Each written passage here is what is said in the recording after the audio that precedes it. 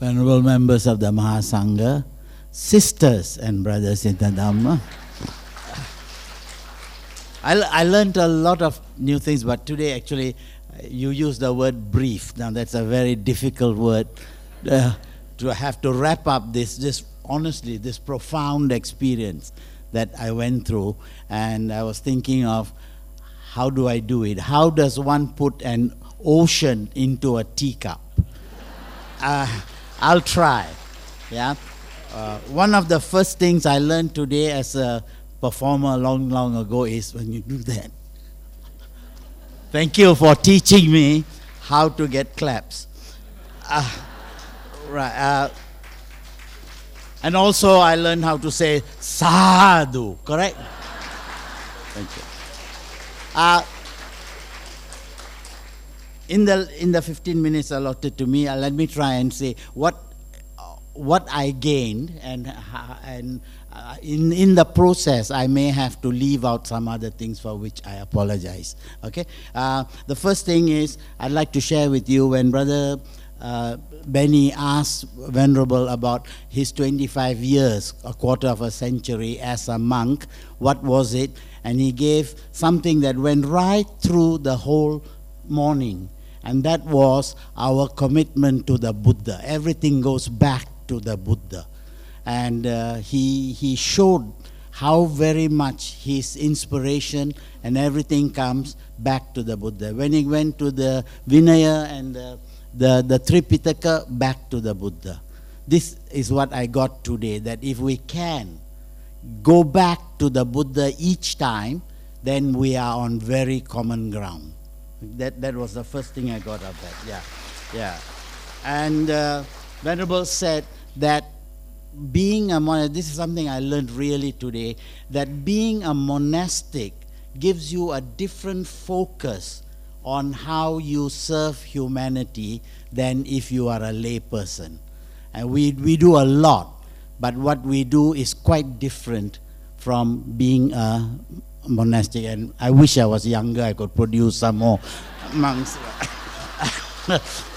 But luckily as Buddhists we believe in samsara. And he also said that we were very important in that we supported the Sangha, and that fourfold division, that what inspired him, carried him on, is us as well. So I think we can give ourselves a clap. Right. And then he said, whenever you are faced with obstacles, go back to the triple gem. And that, I think, is very, very important. So it's all there and very simple. Then Brother Benny asked the next question, whether there was a common origin to the Tripitaka. And there I got myself into the deep end of the ocean. Venerable very succinctly, very clearly put through the entire history of the development of the Tripitaka, which is very, very complicated. But when he put it down there, he went back again to the Buddha and said, everything goes back to the oral tradition that was taught by the Buddha.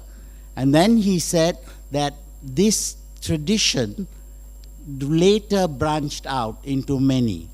Right? And it was the oral tradition that goes back to what he calls the Sravaka Yana. And that is actually what he said. And before that was what happened even during the Buddha's time. What was teaching. That was the original Buddhism, which we need to go back to each time. Right? Then he showed how it split into the 18 schools and Theravada, and ended up by saying that the Vinaya remains the same throughout. Which means, again, there is no separation of Buddhists. We have given them different names. We have seen different perspectives. Given our non-enlightened state of minds, we have seen this from different perspectives, but it always points back to the same thing. Yeah. So we can, what we are saying, Malaysia, that this went through my mind as well. We Malaysian Buddhists can start the ball rolling for Ekayana, one yana. Let's start it today. All right? I'm trying to run through as quickly as I can. Then he asked about the challenges. Yeah? And very significantly, Venerable, given his wisdom, given his experience, given his ability to see from afar, objectively, he said, other religions are not our challenge. We waste too much negative energy looking at others and saying they are stealing us, they are stealing us. We are sleeping. Kena lah kita kena curi. Okay? So that is a very important point. And then he said that instead of wasting time on that, go to the youths. Yeah? We need more black hair in our audiences. Okay? And Venerable said that one way to get them is to give them food, vegetarian or non-vegetarian. He was very clear on that. Give them food and then lead them to the Dhamma food. And that is very important. Mainly the approach. And I know I don't have much time, but I have to share this with you. Reverend Style today, he was so friendly, he was so engaging. I first met him in 1997.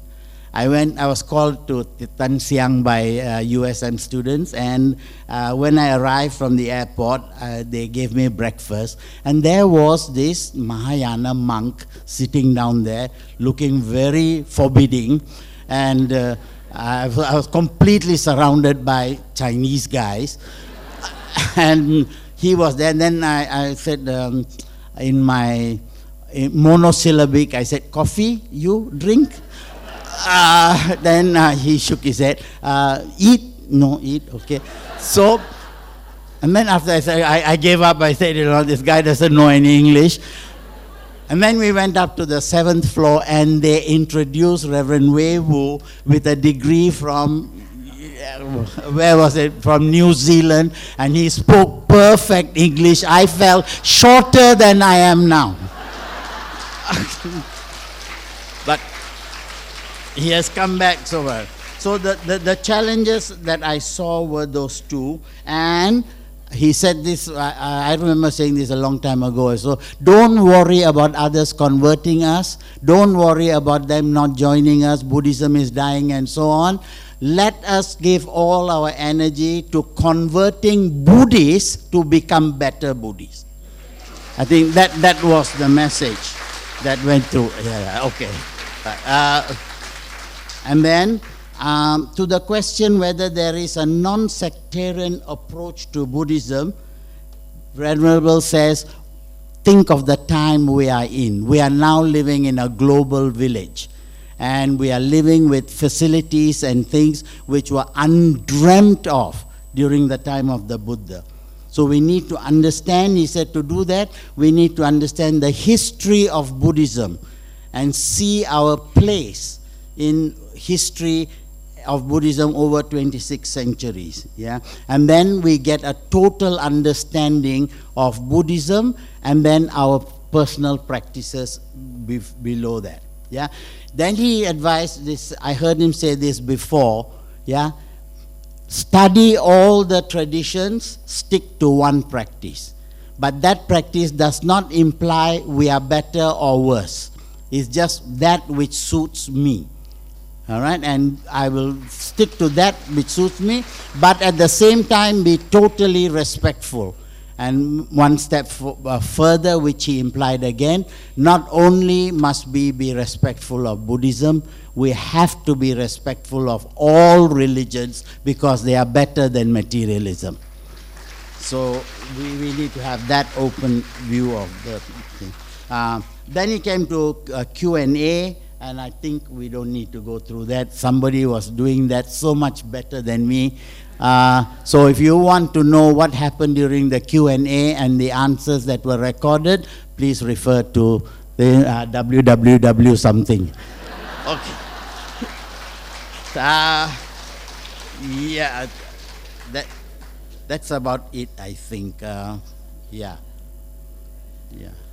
Most of it was, but I would love to pay tribute to Brother Tan as well as Brother Jason for their wrapping up and for their very, very inspiring,